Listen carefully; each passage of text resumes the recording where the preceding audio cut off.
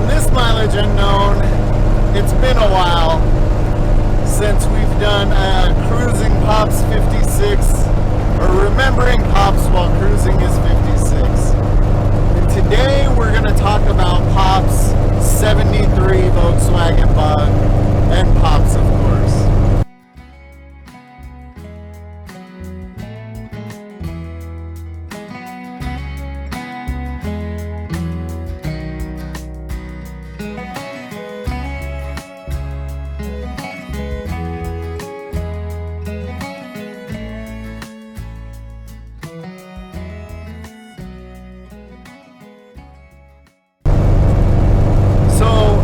As long as I can remember, Pops had the 73.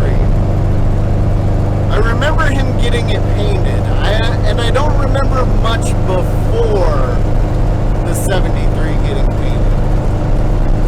The reason why I remember him getting painted, he got it painted black. One of his friends was doing the body and paint work, and told Pops he had to have extra work done to the doors to straighten them out because he wanted it black and he wanted it straight. So I remember Pops being bummed out because it was going to be extra money. But I think all in all, the paint job, even with the extra work, was $800. So that should tell you how long ago it was, because if any of us could get a really nice, decent paint job right now and body work and have somebody else do it for $800, I'm sure we would all sign up right away. Now, the 73 Pops drove forever. That would be the one to know what the true mileage was, because the mileage was definitely unknown on the 73. It went to lots of car club events. Pops was in Salt City Air Coolers in Salt Lake, or SCAC. It was kind of cool. They even, back in the day, it used to be Ski Utah was the logo on their license plates. Somebody in the club made stickers to go over the skier and the ski, and then it said Bug Utah. So all the club guys thought they were the coolest if they had the Bug Utah stickers.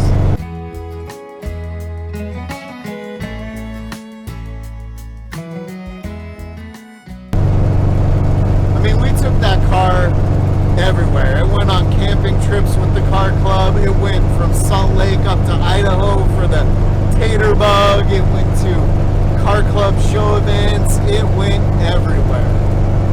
And me, I studied how Pops drove and asked questions all the time. Why is the gas in the clutch? And why do you do it like this? And why do you downshift? And da-da-da. You know, I wanted to drive more than anything from a very young age. Now, officially, I never drove the 73, but we'll talk about that in a minute. So there was a time that my sister drove the 73, and was pretty uneventful, except for it caught on fire on her at least once. I know the 73 caught on fire twice, and I think was once on Jody and once on my brother John. So I remember it catching on fire. I remember Uncle Gene and Dad Pops getting it back together, and Jody drove it for a while after that. At some point, this is an interesting story too that I'll probably have to get with Uncle Gene to find out the true version. I've heard more than one versions. So, at one point, the 73 would not pass emissions in Utah. Their emissions at the time were fairly strict. And the story goes, which I heard Pops tell it two different ways. The story goes, one way, an engine got pulled from another car, engine got pulled out of the 73, swapped down to emissions, and passed emissions, pulled the engine back out, swapped back everything, good to go. Car kept going down the road, right? The other version I heard from Pops was there happened to be another black 73 Volkswagen, and the license plates just got swapped, and that one went down to emissions and got passed using Pop's license plate, and they swapped back, and the car was still registered and kept on going down the road. So I'll have to get with Uncle Gene to find out which version of the story is true. I think it was actually the engine swap story and not the complete car swap story. But the 73 went through a couple different engines, and towards the end, I think it had a loaner engine from Uncle Gene in it. John drove it for quite a while, and I think it caught on fire on him. At some point, it got wrecked in the quarter a little bit. It wasn't that bad. It was still, it was bad because it was a nice looking car. Kept on driving, and then ultimately somebody turned into John and just demolished the whole side of the 73, and it was done after that. Like I said, it was pretty sad. It was a clean little car for a 73 Volkswagen. Now, when it comes to me driving the 73, I never officially drove the car, but like I said, I studied how Pops drove the car. I knew I could drive well before I could drive. And the funny thing is at the house, there was always extra Volkswagens, extra cars, extra trucks, extra this, extra that. And I used to drive the 73 around the neighborhood all the time. Probably when I was like 13, 14. In my mind, I justified it by hearing Pops and my mom tell stories of them getting their daytime driver's licenses when they were 14. Definitely different times for sure. So when no one was home, I would drive the 73 Volkswagen all around the neighborhood. I never left the neighborhood. I should say that. I never left the neighborhood. I didn't go out on full public streets, but I drove it everywhere. And me, I guess, at least sort of working through things. Although, mind you, driving a bug around the neighborhood doing 20, 30 miles an hour at best in the neighborhood, I probably never used a gallon of a gas at a time, right?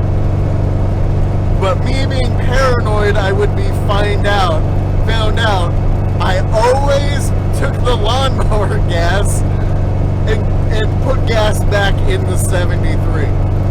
And the funny part about that is every time I went to go mow the lawn, we would run out of lawnmower gas. I would have to tell Pops to go get lawnmower gas, and he was always so frustrated that there was no lawnmower gas.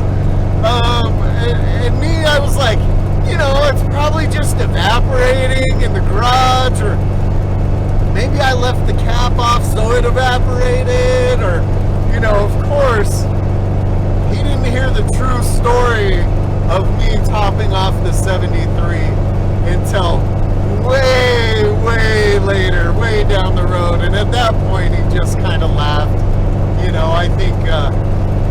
I think he just thought it was pretty funny at that point. But, so there's some quick stories about Pops, his 73, me, Jody, and John, and our shenanigans involved in the 73. And I definitely spent a whole lot of hours with Pops in that car, listening to Queen on cassette tapes, and like I said, that would have been the car to try and figure out the true miles, because Pops put an insane amount of miles on that Volkswagen.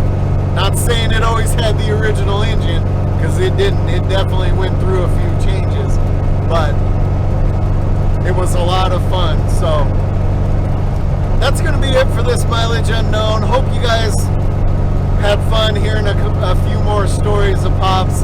There'll definitely be some more. It's been a tough year, and we just haven't done that much. But since we just passed the 1-year anniversary of losing Pops, he'd been on all of our minds a whole bunch, and I figured today, before it became a bajillion degrees here in Arizona, this would be a good day to get the 56 out in the morning before it got too hot, and take it for a rip down one of the roads he liked to go cruise around on and just listen to the radio. Pops still loved to go drive and loved to listen to the radio, and just that was the way he relaxed. So I'm following one of his road trips.